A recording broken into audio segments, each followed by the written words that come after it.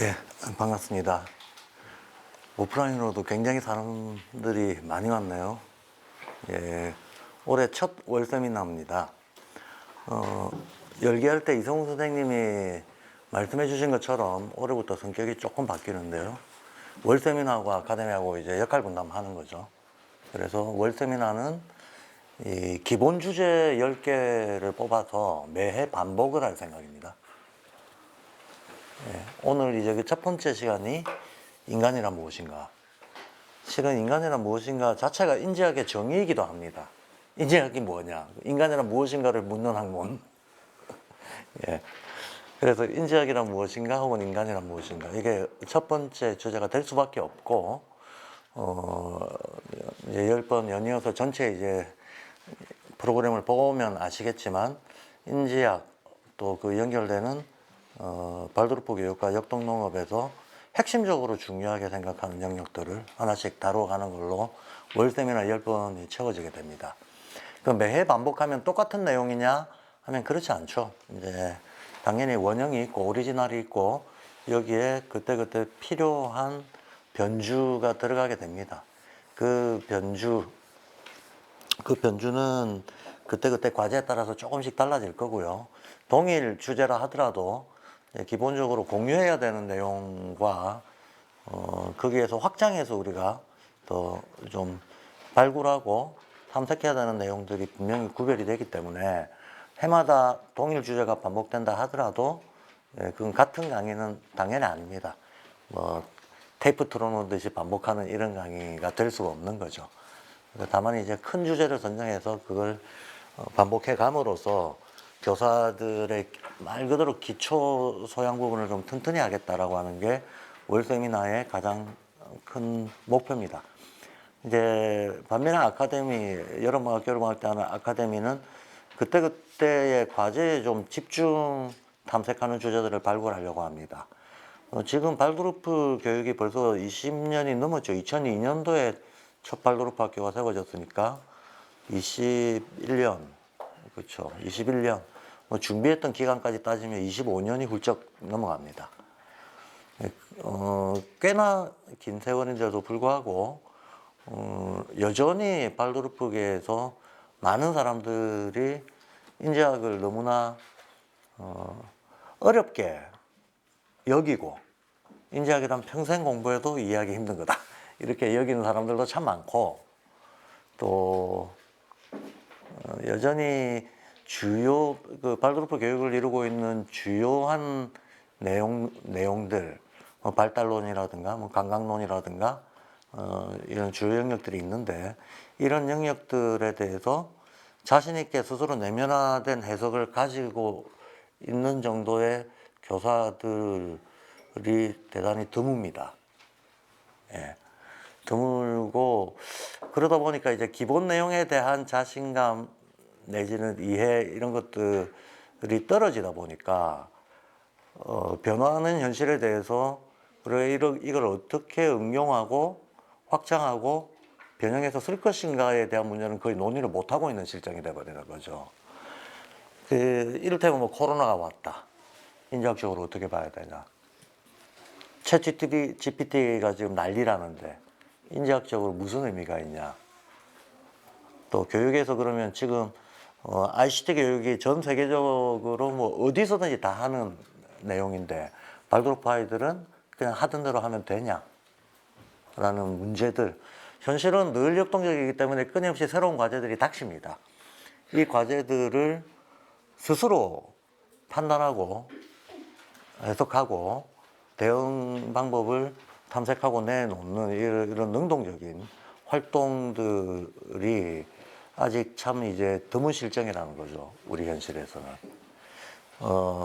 그뿐만이 아니고 변화하는 현실을 쫓아가기 힘들어한다라는 것뿐만이 아니라 저희 학교의 뭐 모토가 많은 분들이 이제 오랫동안 저희도 아카데미를 해왔기 때문에 잘 아시겠지만 저희 학교의 정체성이라고 할 수 있는 모토가 현지화입니다. 인지학을 어떻게 우리의 실정에 맞게끔 현지화해서 쓸 수 있을 것이냐. 애초의 동기가 우리는 우리에게 필요한 좋은 교육을 찾는 과정에서 독일에서 시작된 발도르프를 그야말로 가뭄의 단비처럼 만났던 것이지 거꾸로는 아니거든요. 발도르프 교육을 전공해서 이거를 한번 저기 사회적 자산으로 한번 퍼뜨려 보자 해서 시작했던 건 아니다. 우리에게 필요한 좋은 교육의 내용을 찾던 와중에 우리가 발도르프를 만난 거라는 거. 근데 이 첫 동기를 잊으면 안 된다라는 생각이 듭니다. 우리는 뭐 사실은 슈타이너도 늘 하는 얘기지만 인지학에서 가장 경계해야 될 거는 일종의 종파주의다라고 얘기를 합니다. 근데 어떤 이론이나 사상이나 종교가 종파주의를 경계하라라고 얘기할 땐 전제가 있죠. 그 전제는 자기는 종파적이지 않다는 거죠. 그 말하는 스스로는 보편적인 입장에 서 있다는 확신이 있을 때에만 이 보편성에서 벗어나는 것들은 종파적이다라고 얘기할 거 아닙니까? 그럼 생각이 또 다른 사람들이 보기에는 에이 네가 무슨 보편적이냐. 보편적이라고 말하는 사람이 한 명이면 되는데 여러 사람이 그 말을 하고 있으니까 불교도 보편적 진리다. 기독교도 보편적 진리다. 발도르프도 보편적이다. 다 보편적 자기의 알미 보편적 진리라고 얘기하는 데가 여러 가지가 있다 보니 사람들이 이제 어떤 것이 보편이고 어떤 것이 종파적인가에 대해서 구별이 흐려져 버립니다. 구별이 흐려져 버리는데 제가 보는 견지에서는 그렇습니다. 아무리 좋은 어떤 보편 진리의 내용이 있다 하더라도 어떤 성인군자가 나와서 그런 가르침을 폈다 하더라도 이거를 받아들이고 수용하는 사람들은 또 자기 수준대로 받아들일 수밖에 없는 거고 그 수준별로 수용하는 문제는 역사적으로 문화적으로 어떤 많은 스펙트럼을 낳을 수밖에 없는 거고 이 스펙트럼이 보편성이라고 보편성의 어떤 본질적인 내용에서 삐끗 어떤 이탈하는 순간 궤도 이탈하는 순간부터 여기서부터 종파주의라고 해야 되지 않겠는가 라고 저는 봅니다. 그러니까 종파주의는 늘 있는 거죠. 어찌 보면 심지어는 예수님이 살아계실 때 12제자의 이해가 예수님에 대한 이해가 같지 않았다라는 겁니다. 예, 같지 않았다. 마리아의 이해와 베드로의 이해가 달랐다. 요한의 이해도 달랐다라는 겁니다. 심지어 예수님이 살아계실 때도 그랬는데 사후 몇백 년 혹은 몇천 년이 지나면서 다른 문화, 다른 어떤 시 공간 속에 예수님의 가르침이 전달됐을 때 이런 경우가 있겠죠. 언어가 달라, 문화가 달라. 그럼에도 불구하고 핵심 가치는 이해했다. 이 경우는 겉보기에 다르게 표현이 돼도 본질적으로 보편적인 거죠. 보편성을 획득한 거다. 그런데 예수님의 그 성경을 앞에서부터 뒤에까지 줄줄줄 다 외우고 있다 하더라도 그거는 그냥 교리문답을 외우고 있는 것에 불과할 뿐 자기한테 내면화된 삶의 태도로 이게 안 들어갔다라고 하면 백날 외워도 이건 종파주의가 되는 거죠. 이렇게 좀 내용적으로 구별해서 보자라는 생각이 들고요.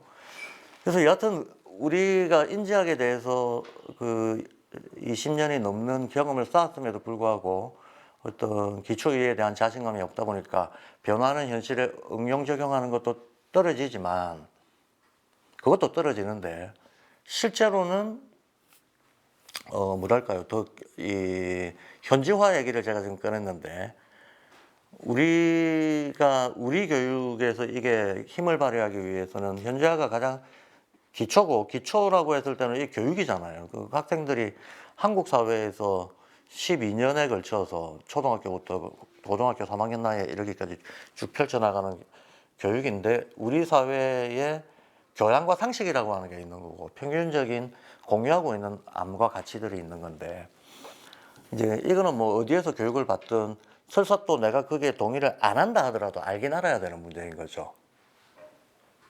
예. 저는 제 심정 깊이 보면 저는 자본주의 별로 안 좋아합니다.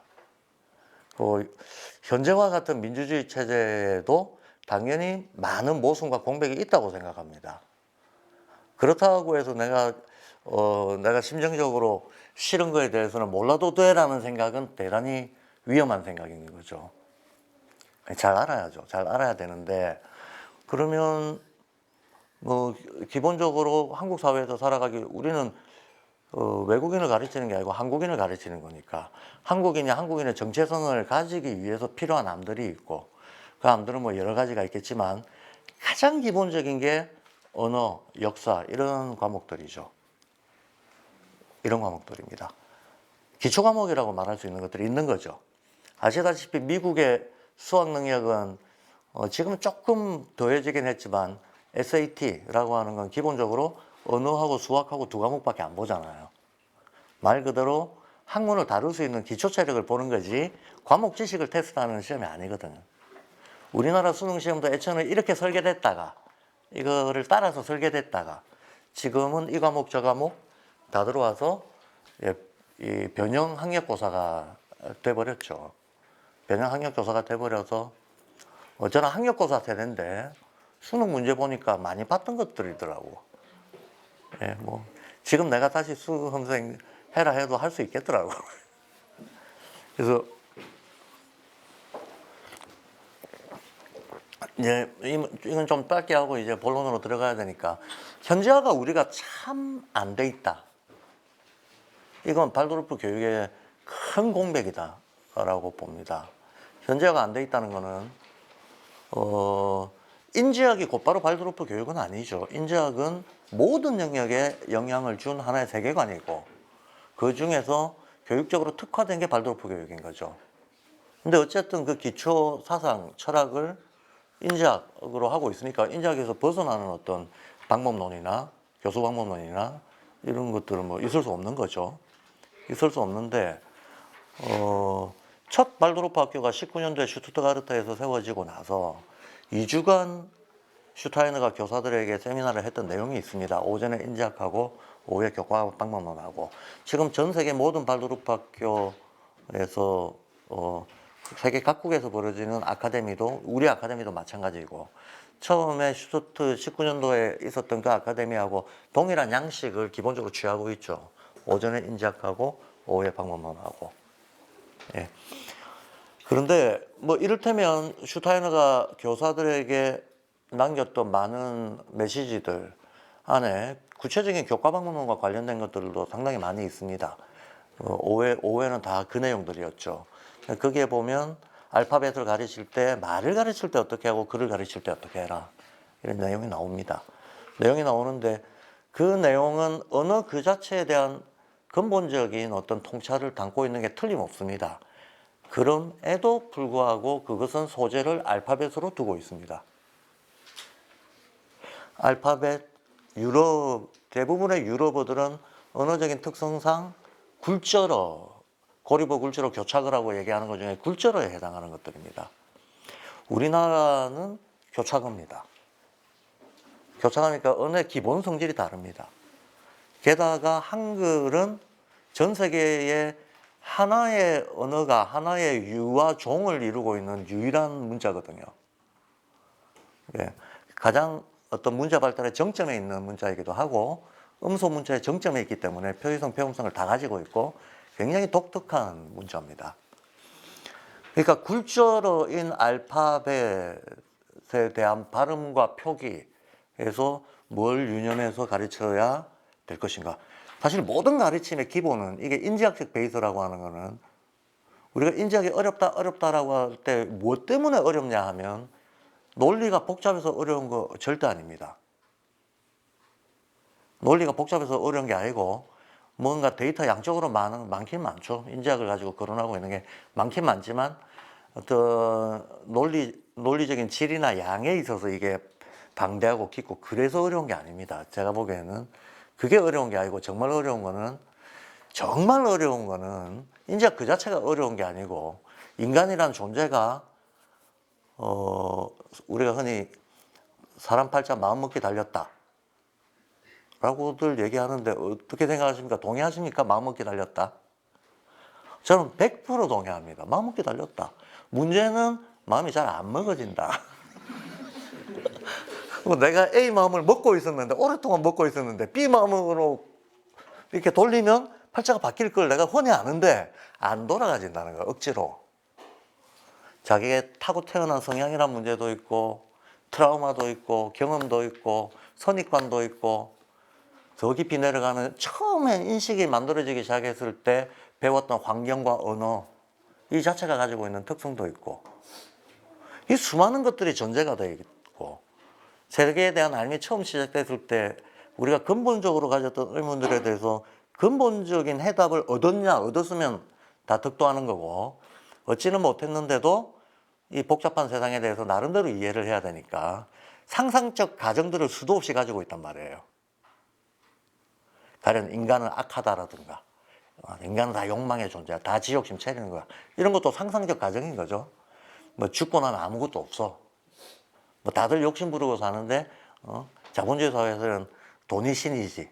뭐 아주 기본적으로 그냥 생각하고 있는 자기가 일부러 그렇게 생각을 한 게 아니고 이 사회, 이 시대에서 살아가다 보니 자연스럽게 가지게 된 수많은 전제들이 있다는 거예요.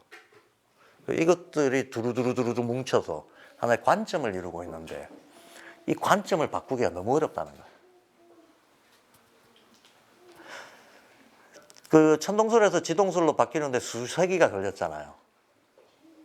어떻게 보면 논리적으로 보면 너무나 간단한 문제잖아요. 밑에서 위로 보냐, 위에서 아래로 보냐. 요 포지션만 딱 바꾸면 되는 문제인데도 불구하고 그 포지션 바꿔야지 세계가 새롭게 보인다라고 하는 거에 인류가 동의를 하는데 무려 4, 5세기가 걸립니다. 이게 이만큼 관점 바꾼다라고 하는 게 참 어렵다. 그래서 저는 그게 가장 큰 이유다. 그게 인지하기 우리가 어렵게 느껴지는 제일 큰 이유다라고 봅니다. 실제로 인지학계 내용적으로 이렇게 들어가 보면 이거 어디서 많이 들었던 얘기들이에요. 이 종교, 저 종교, 저 종교, 뭐 여러 종교에서 하는 말을 뭔가 좀 짜집게 해놓은 것 같은 느낌이 나요. 예. 듣긴 들었는데 사실 내가 절을 가든 교회를 가든 신앙생활을 하고 있는 사람들조차도 뭐 불교에서 말하는 극락이 어떤 건지 기독교에서 말하는 천국이 어떤 건지 머릿속에서 실감나게 떠오르지는 않죠. 예, 내가 죽어서 하나님 오른쪽 혹은 왼쪽 자리에 앉았을 때 그 상황이 실감나게 떠오르지 않는다는 거예요. 내가 극락에 갔을 때 혹은 지옥에 갔을 때 어떤 과정을 겪게 될지 상황이 실감나게 떠오르지는 않는다. 교리로 듣기는 하죠. 아, 그렇다 카드라로 듣긴 하지만 그게 자기의 내면화된 실감으로 안 떠오른다. 안 떠오르는데 인지학 혹은 신지학의 내용을 이렇게 보다 보면 여러 종교에서 짜집기 한 것 같은 이런 분위기가 좀 나는데 각각의 종교에서도 그래서 우리는 사실 마음 깊이 스스로를 돌아보면 자기가 그렇게 말은 하고 있으면서도 자기가 실감이 안 나. 실감은 안 나는데 믿는다고 해.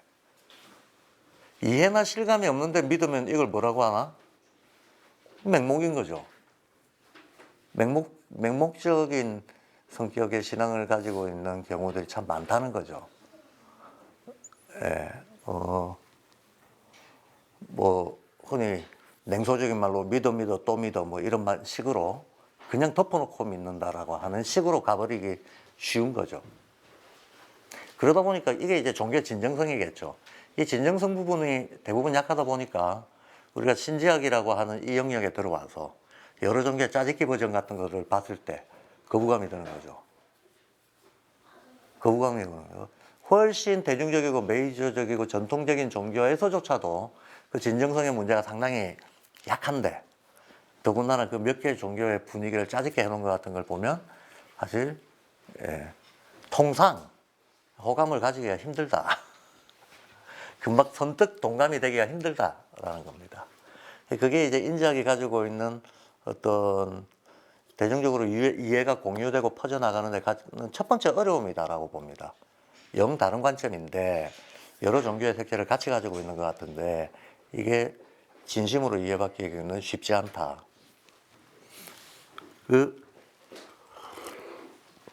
제가 현재와 얘기 마무리를 하자면 자, 우리가 그렇게 수많은 선입관을 가지고 있기 때문에 인지학 그 자체를 이해하기도 힘든데 더군다나 이거의 핵심을 잘 캐치해서 현지화를 한다. 어려운 과제인 거죠. 어려운 과제인데 그중에서 제일 기본적인 것, 즉 가정이나 전제에 큰 영향을 주는 내용들이 있습니다. 그게 정체성과 관련된 것들입니다. 정체성과 관련된 것들이 대표적으로 언어 역사입니다. 그럼 이제 뭐 결론부터 얘기하자면 발도르프 교육계에서 가장 자신 없고 가장 정비가 안 돼 있는 게 언어 역사입니다. 이를테면 슈타이너는 분명히 언어 교육 이렇게 하라, 말은 이렇게, 글은 이렇게라고 얘기했습니다만 그게 우리 모국어에는 별 해당 사항이 없다는 거예요. 공동기초, 언어에 대한 관점, 언어에 대한 공동기초적인 관점은 공유할 수 있지만 실제로 이 소리와 실제로 그 글자의 형태와 이 인지학이라고 하는 건 기본적으로 유기이론론이라고 제가 늘 이야기하는데 유기이론론은 세계를 통합적으로 보는 거거든요. 통합적으로 보나 말이 통합적이라서 이게 추상적 개념인 것처럼 보이지만 통합이 실감이 돼야 되거든요. 이 실감이라고 하는 거는 우주적 작용이 있습니다. 자연에 이게 반영이 되고 소우주라고 하는 인간한테 당연히 상호작용을 하면서 들어옵니다. 내가 어떤 발음을 어떤 의미로 전달을 할 때 여기에는 자연적 필연성의 근거가 있어야 돼요. 그 필연성의 근거는 우주적인 별들의 작용하고 연결이 돼 있을 수밖에 없고 돼 있다는 것을 실감하는 것을 이론적으로 사고한다라고 얘기하는 거예요. 그러면 유럽 사람들의 발음, 우리 발음 다르잖아. 우리는 소녀라고 하는데, 여자라고 하는데, 저기서는 걸이라고 하고, 우먼이라고 하잖아요. 근데 동일한 대상을 가리키잖아요. 이렇게 된 데는 또 이렇게 된 이유가 있겠지. 예. 이런 문제들. 왜 이 지역에서는 특정 소리가 그 대상을 지칭하나? 특정 글자의 형태가 그 대상을 의미하나? 근데 왜 저기에서는 다르게 되나? 까지도 실제로는 이해하고 교육이 돼야 된다는 거예요. 교육이 돼야 되는데 이제 우리가 뭐 알파벳을 가리킬 건 아니니까 그러면 우리는 우리 글에 대해서 우리 발음, 우리 문자의 형태가 우리의 자연, 우리의 역사하고 어떻게 연관이 돼서 이렇게 됐나 그걸 가르쳐야만 됩니다. 그게 오히려 인지학에 충실한 가르침이라는 거죠. 네. 자기가 처한 시공간에 자연과 우주와 인간의 연관성이라고 하는 것을 담아내야 이게 교육이 실제로 이루어지는 거다. 그러니까 그런 측면에서 현지화는 선택이 아니고 현지화가 안 되면 아예 그 보편적 가치가 실현이 안 된다라고 봐야 된다는 거죠. 그런 측면에서 이건 선택할 수 있는 그런 게 아니고 그냥 필수적이고 필연적인 과정일 수밖에 없다라고 보는데 이제 그 문제와 관련해서 정체성을 규정하는 기초 과목들에 대한 우리 스스로의 정리가 참 잘 안 돼 있다. 잘 안 돼 있다. 이제 그런 어려움이 있다. 자, 그래서 얘기가 좀 길어졌습니다만 우리 아카데미는 그런 어려움들을 좀 골라내서 해결하는 과정으로 아카데미의 주제들을 잡아나갈 생각입니다. 그러니까 기초 주제들은 월 세미나에서 다루고 우리가 미해결의 해결해야 될 과제들은 아카데미에서 집중적으로 다루고 그렇게 역할 분담을 해서 계속 이 두 축으로 운영을 해 나가다 보면 우공이산이 언젠간 되겠지. 티끌모아 태산, 우공이 산을 옮기고 이런 날이 오겠죠. 오늘 신지학, 인지학, 그 강의를 들으시는 분들 중에 이제 같이 오랫동안 공부해 오신 분도 있고 이제 처음 들으시는 분도 있고 늘 섞여 있습니다. 그래서 초점을 어디 맞출까 하는 거는 늘 어려운 문제인데 저는 초점을 여기 오프라인에 제 눈앞에 앉아 계신 분들한테 맞출 수밖에 없을 것 같습니다. 네, 그래서 아주 기초적인 용어에 대해서 길게 얘기하지 않고 이건 짚어야겠다. 또 우리가 알고 있다고 생각하더라도 잘 모르고 있는 것들이 많이 있거든요. 그래서 그런 부분들은 선택적으로 좀 집중해서 설명을 드리는 걸로 하고 아주 기초적인 용어는 일일이 다 설명할 수는 없을 것 같고 예, 일단 그렇게 진행해 보도록 하겠습니다. 그래서 오늘 다룰 거 인간애는 무엇인가 이게 인지학의 내용 자체다라고 얘기를 했는데 교재로 제가 지금 참고 자료, 교재가 아니라 참고 자료로 말씀드린 책이 이 두 책입니다. 인지학이란 무엇인가? 라는 제목의 이 책은 출판사는 수신제, 수신제에서 출판된 거고, 이거는 물병자리에서 출판된 신작이라고 하는 책입니다. 이 동일한 원본이 독일어판을 최근에 번역한 또 다른 제목의 책이 있더라고요. 그건 제목이 신작이 아니던데 제가 책 제목을 잘 못 외우겠습니다. 근데 용어의 문제나 문장의 어떤 이해도의 문제나 이해 정확도의 문제나 뭐 이런 측면에서 저는 이 물병자리 책이 또 읽기가 나을 것이다 하고 추천하는 편입니다. 예. 그래서 이 책하고 이 책이 두 개의 책인데요. 이 책은 신지학이고 이 책은 인지학이란 무엇인가 합니다. 그러면 사람들이 이제 이거부터 정리가 잘 안 되는 사람들도 있으니까 요건 용어가 신지학이잖아요. 요건 용어가 인지학이고 이 두 개가 같은 거냐 다른 거냐 이것도 이제 논란이 될 수가 있는 거죠. 논란이 될 수가 있는 건데 다르다면 다르고 같다면 같다. 다르다고 한다면 신지학 협회가 지금도 있고 슈타이너가 1903년도에 신지학회를 만나서 신지학회 독일 지부장으로 한 10여 년을 일했습니다. 탈퇴했습니다. 탈퇴했는데 탈퇴했을 때 탈퇴한 큰 이유가 신지학의 내용에 슈타이너가 반대를 하거나 거부를 했던 건 전혀 아니었습니다. 근데 그때 당시에 신지학회 사람들하고 뭐 어디서나 있는 여러 가지 내적인 분파적 갈등이 있었습니다. 예. 그리고 당시에 신지학회 사람들이 뭔가 애초에 신지학이 가지고 있는 보편적인 내용들에서 종파적 일탈을 했다라고 슈타이너는 판단할 수밖에 없는 여러 사건들이 있었습니다. 여러 사건들이 있어서 슈타이너는 신지학회를 탈퇴하고, 근데 신지학회에서 본인도 신지학회 지부장으로 활동하면서 썼던 수많은 글들이 있고 수많은 강연들을 했고 이미 그 내용들을 슈타이너는 1894년도 자유의 철학 썼을 때부터 지금 이 강연이 1923년도에 이루어진 강연이에요. 요건 1904년도에 이루어진 겁니다. 한 20년 차이 나잖아요. 한 20년 차이 나는데 이 23년도, 24년도에 슈타이너가 25년도에 죽나? 24년도에 죽나? 그 25년도에 죽죠? 봄에. 예. 그래서 거의 말년입니다. 죽기 1, 2년 전에 했던 강연인데 이 강연에서도 여전히 내가 자유의 철학에서 말하려고 했던 것은 이거였다라고 강조하고 있어요. 자유의 철학으로부터는 무려 30년을 격해 있는 때죠. 그러니까 한마디로 30년 전에 내가 말하려고 했던 게 그 핵심은 여전히 내가 지금도 유지하고 있다는 말을 하는 거거든요. 그럼 그 중간에 신지학회에서 활동했던 10년 동안의 과정에서 슈타이너가 얘기했던 예를 들면 요거죠. 이걸 이 시기에 슈타이너는 거부하고 있으면 아니라는 거예요. 이 두 내용은 같습니다. 예. 그렇게 보면 슈타이너에게 있어서 본인이 신지학회 일원으로 활동했을 때의 본인의 사상과 나중에 인지학회를 탈퇴하고 나서 신지학회를 탈퇴하고 나서 인지학이라는 용어를 독립적으로 사용하면서 인지학 협회를 만들었죠. 네, 그러면서 안스로포스피라고 하는 인지학이라는 용어가 지금 우리가 알고 있는 인지학이라는 용어가 정립이 됐는데 안스로폴로지가 아니고 안스로폴로지 지금 인류학이죠. 인류학. 이건 유물론적 과학을 얘기하는 거고 근대 학문으로서 안스로포스피라고 하면 이게 슈타이너 고유의 인지학이죠. 사실은 포소피라고 하면 이거는 로직이라는 말은 아니잖아요. 즉 논리적 체계로서의 학문을 지향하는 게 아니고 소피, 지혜를 추구하는 거거든요. 이 말은 학문하고 지혜는 다르다라고 하는 이해가 이미 깔려 있는 거죠. 우리한테 필요한 게 학문이 아니고 지혜다라고 하는 거죠. 예.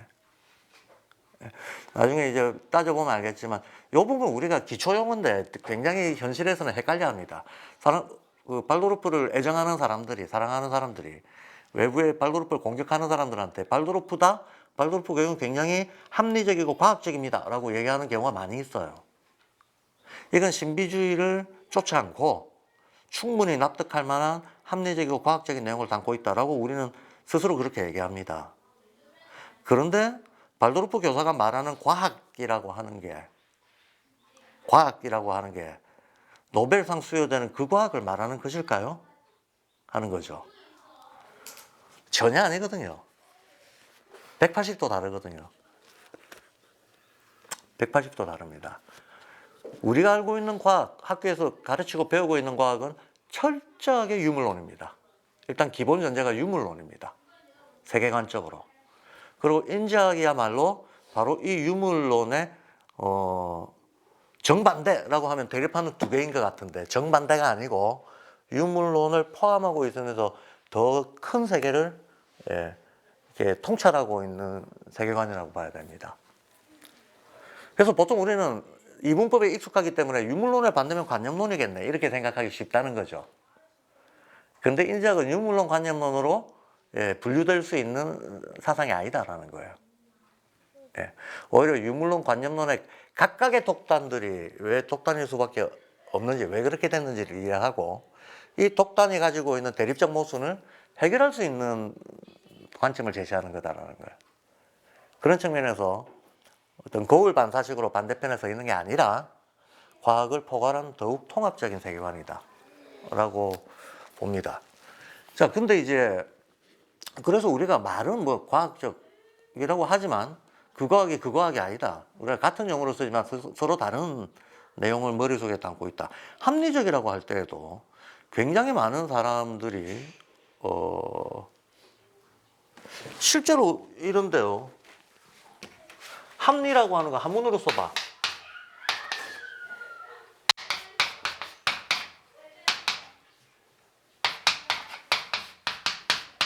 이게 맞나요? 이게 맞나요? 합리적이라는 말이 이건가요? 이건가요? 밑에 거 맞죠? 그 우리 세대는 알고 있어요. 여기 계신 분들은 조금 연식이 되신 분들이고 젊은 세대들한테 물어보면 내용 자체 이해는 이렇게 하고 있어요. 자기 계산에 충실한 거, 이득이 되는 거, 이익이 되는 거, 이렇게 생각하고 있습니다, 실제로. 또 요즘 애들은, 또 젊은 세대들은 더더구나 한문 안 배우기 때문에 구별 안 돼요, 이 두 개가. 두 개 구별 안 됩니다. 이거는 나무를 벤다는 뜻이죠. 이게 칼도자잖아요. 베버린다는 거예요. 나를 위해 남을 해칠 수 있다는 것을 포함하고 있는 겁니다. 포함하고 있는 건데, 가령 우리가 홍익인간 같은 거 이해할 때도 그러네요. 널리 세상을 이롭게 한다 할 때, 이롭게 한다. 그 이자를 뭐라고 이해하고 있는가? 많은 사람들이 이익이 되게 한다라고 얘기하는데, 미안하지만 이자하고 익자하고 반대말이거든요. 그럼 애초에 삼국유사에서 나왔던 홍익인간의 본래 치자는 이해 무게중심이냐, 이게 무게중심이냐, 되게 중요한 겁니다. 그런데 삼국유사에 나온 원문의 취지는 이게 무게중심이 있는 게 확실한데, 가르치고 배우고 있는 현장에서는 이걸 이로 생각합니다. 이러면 경쟁기생주의하고 다른 게 없어지는 거죠. 그래서 우리가 같은 말을 쓰지만 다르게 이해하고 있는 게 참 되게 많다. 그래서 좀 아주 기초 개념들 같은 경우에 이거 크게 다르게 생각하고 있는 분들은 짚을 수밖에 없다라는 거. 그래서 인지학, 신지학 용어도 짚을 수밖에 없는 용어 중에 하나인데, 요거는 테오소피라고 합니다. 테오가 신이란 뜻이죠. 라틴어로. 테오소피, 신에 대한 지혜. 그럼 지혜하고 로지는 뭐가 다른가? 학문이라고 하는 건 논리체계예요. 근데 논리라고 하는 거는 우리 인식의 방법 중에 어떤 일부분의 인식인 거지, 이게 전부가 아니라는 거예요. 우리의 삶은 영적인 암도 있고, 논리적인 암도 있고, 감각적인 암도 있고, 그렇죠? 몸으로 배워서 하는 감각적인 암도 있고, 계산과 논리를 통해서 아는 것도 있고, 추론 판단하고 이런 것들, 이성적이라고 우리가 얘기하는 것들. 그런데 언어와 숫자의 한계를 넘어서서 직관하는 암도 있다는 거예요. 논리체계로 표현이 안 된다 할지라도 이해할 수 있는 암이 있다는 거예요. 신이 있냐 없냐에 대한 암 같은 거는 논리가 접근할 수 있는 영역이 아니거든. 그에 해당하는 증명할 수 있는 언어와 계산 도구가 없단 말이죠. 그럼 그런 걸 어떻게 할 거냐? 이걸 포괄할 때 지혜라고 얘기를 하는 거지. 그래서 소피하고 로직은 다르다. 그래서 사실 인지학이라고 우리가 번역은 하지만, 신지학이라고 번역은 하지만 학자 이거 자체에 좀 문제가 있다. 우리 번역어 선택하는 거, 학자를 선택한 게 좀 문제가 있다. 예, 좀 엄밀하게 보면 그렇다는 겁니다. 엄밀하게 보면. 그 소피를 살려줬어야 되는데 소피를 못 살린 번역을 한 거예요. 그러면 이제 그 다음 신지학, 인지학은 같냐 다르냐. 신지학 협회가 지향하는 거하고 슈타이너가 지향하는 건 다릅니다. 분명히 다릅니다. 그런데 신지학 협회 일원이었던 슈타이너와 인지학 협회를 창설한 슈타이너는 같은 사람입니다. 같은 사상입니다. 예. 그가 속해 있었던 곳의 이름이 다를 뿐입니다. 그래서 이 책과 이 책의 내용을 가보면 제가 이게 23년도에 강연한 건데 1890, 30년 전 강연하고 내용의 동일성을 유지하고 있다 그랬잖아요. 이건 당연히 내용의 동일성을 유지하고 있어요. 그래서 이 두 책이 보면 거의 똑같은 내용입니다. 약간 이제 요거는 강연이었고 요건 지필이었습니다. 이건 말이었고 이건 글이었어요. 또 이게 다루고 있는 범위가 조금 더 넓습니다. 대신에 이 강연이 다루고 있는 똑같은 내용을 다루고 있어 이게 좀 더 자세하고 깊게 다루고 있어요. 예. 약간 성격의 차이가 있죠. 같은 거 뭐 두 책이 있을 필요가 없는 거니까 성격의 차이가 있습니다. 성격의 차이가 있지만 근본적으로는 동일한 이해를 바탕으로 얘기하고 있다. 예, 다르지 않다. 제가 뭐 이 정도 정리하겠습니다. 그래서 슈타이너한테 신지학, 인지학은 같은 거다. 근데 슈타이너는 당시에 어떤 그 신지학 협회 내에 있었던 종파적 갈등으로 인해서 신지학 협회를 나오고 나서 구별할 필요가 생겼다는 거죠. 그 구별할 필요를 충족시켜주는 단어로 인지학을 선택을 한 겁니다. 근데 이게 굉장히 중요한 의미가 있는 거죠. 왜냐하면 인지학, 인간에 대한 지혜라는 용어를 선택했을 때 슈타이너는 지금도 발도르프 교육에서 모든 교과의 기본 원칙이 무슨 어떤 지식을 가리킨다 하더라도 이 모든 지식을 인간과 연관시켜라라고 하는 걸 1번 원칙으로 두고 있습니다. 인간과 연관시켜라. 즉, 예컨대 자연의 뭐 물리학의 뭐 전자기력, 중력, 강한 행력, 약한 행력 이런 개념이 있다. 이게 물리학의 기본 힘의 개념이다. 라고 한다면 물리학에 그런 개념이 있다가 중요한 게 아니고 그게 인간한테는 어떻게 나타나느냐 이렇게 연결해 주라는 거예요. 예. 색깔은 빨주노초 파남보로 기본 스펙트럼이 나뉜다. 그럼 이 나뉜다로 가리킬 게 아니고 그 빨주노초 파남보가 사람한테 무슨 의미가 있냐라고 연결해 주라는 거예요. 왜 인간은 그러면 메뚜기 눈에도 소 눈에도 그게 빨주노초 파남보로 보이냐?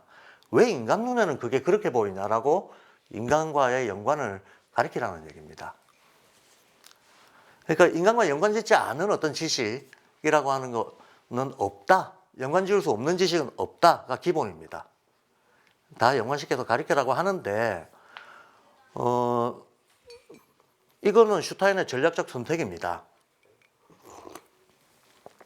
우리가 소위 말해서 뭐 득도한다 라고 한번 추상적으로 얘기를 해보죠.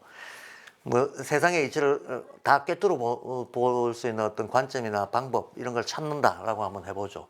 찾으려고 할 때에도 지금의 과학처럼 어떤 물리적 객관적 지식 속에서 그걸 찾으려고 하는 노력들도 있잖아요.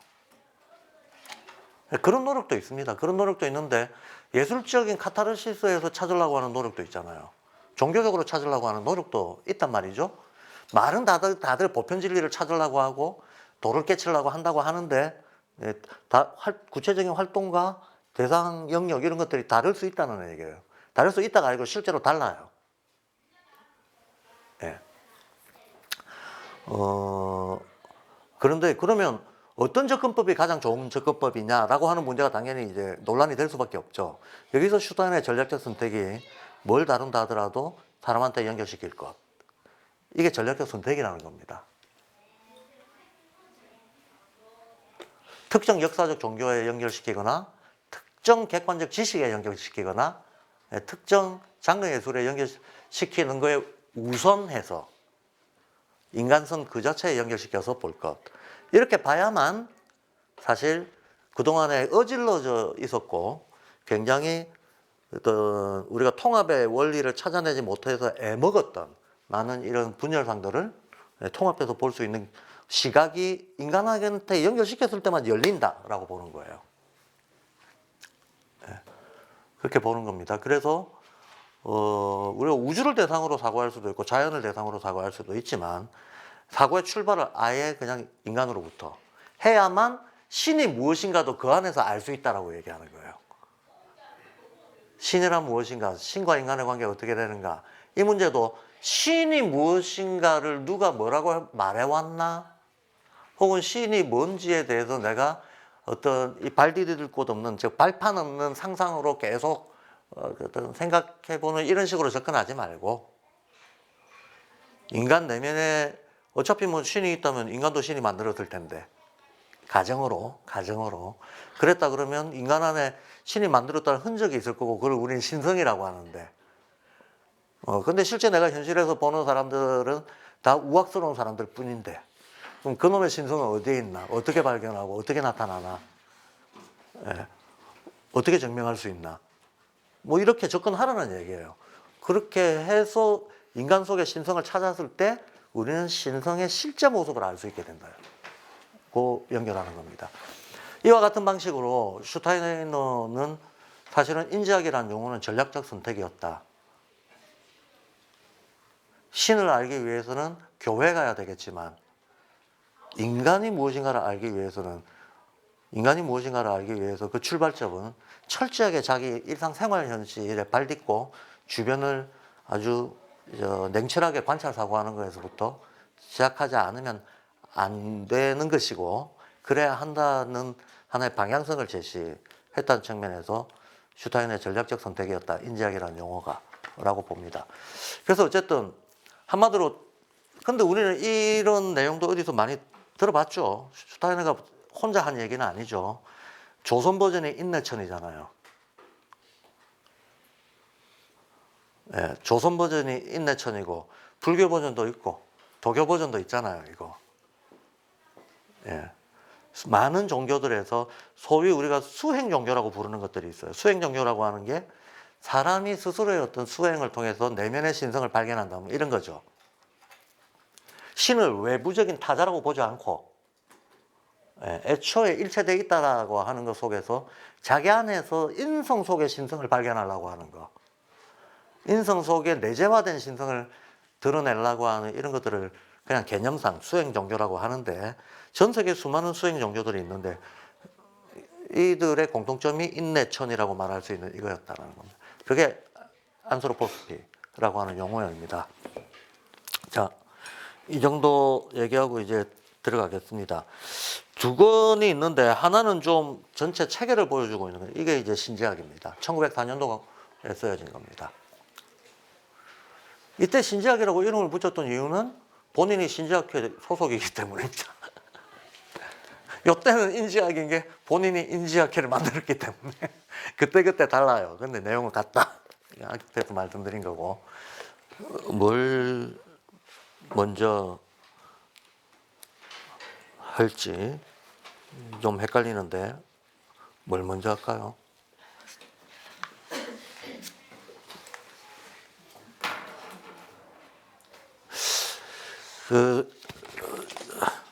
우리가 인지학 공부할 때 보편인간학 이런 거 많이 보는 책들, 자유의 철학, 또 뭐 많이 보는 책들이 많이 있죠. 뭐 12강강론 이런 거 많이 보는 책들.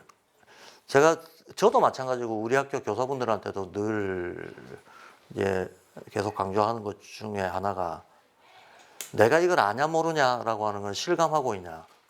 실감을 한다는 거는 내가 내적으로 이걸 알아서 이게 필요한 상황이 되면 그거에 대한 대응이 자연스럽게 나올 정도가 돼야 이게 실감이 내면화됐다라고 얘기할 수 있는 거거든.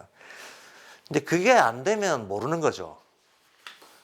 그냥 이걸 사전적 정의로서나 설명적인 풀이로 알고 있어 본들 못 써먹는 거죠. 근데 우리가 그냥 흔히 하는 말들 중에 과연 내가 이걸 실감하고 있나 생각해 보면 그렇지 못한 것들이 참 많잖아요. 카르마 이런 용어 많이 씁니다. 전생 이런 용어 많이 씁니다. 실감하고 있는지,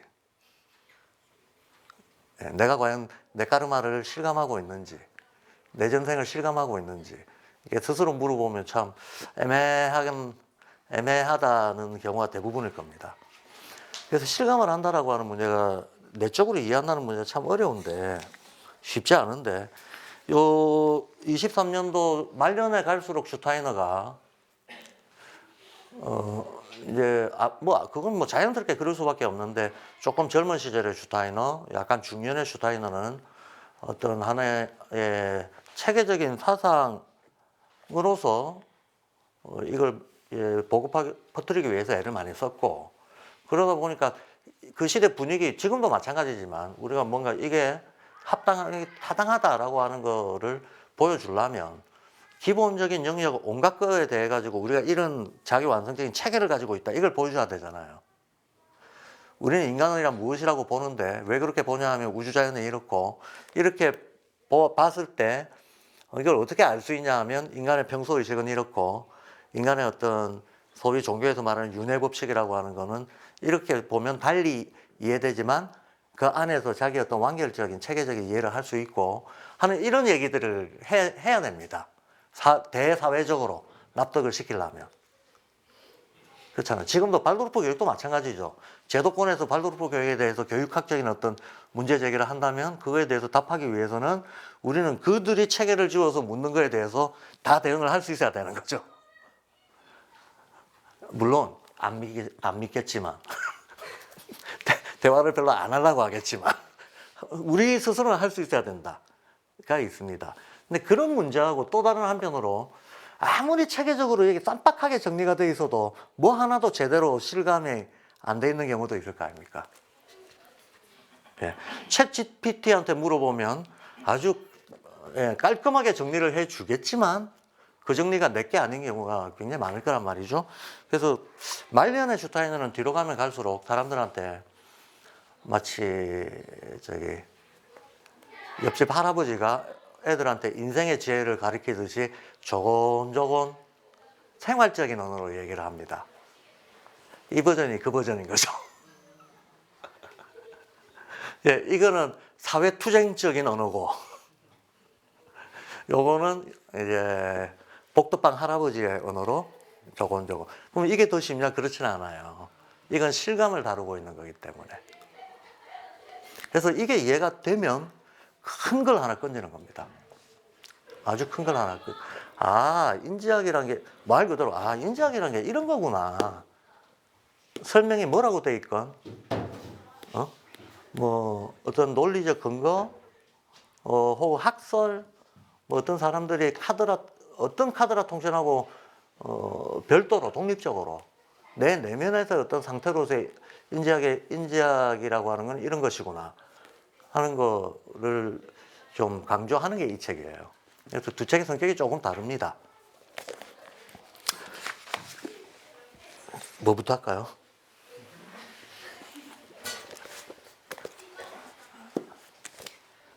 그냥 연도별로 할까요?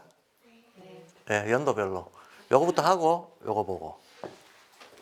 신지학부터 보겠습니다. 그러면 신지학에 대한 내용은 제가 지금 자료집에 있는 이거는 제가 가로치고 주라고 표시된 거는 저의 해석이나 저의 의견을 단 거고요. 그런 게 따로 없으면 전부 그냥 책에 있는 문장들 발췌해 놓은 겁니다. 중요 문장이다 생각되는 것들을 그냥 발췌해 놓은 거고요. 그 다음에 신지학 부분은 발췌는 아니고 그냥 노트 정리해 놓은 거죠. 결론적인 부분만 노트 정리해 놓은 겁니다. 그러니까 여기에 제 의견은 없어요. 여기에 제 의견은 없고 저는 이게 이제 어떤 의미다 하는 거를 조금 강의로 이제 해설하는 역할이죠. 해설하는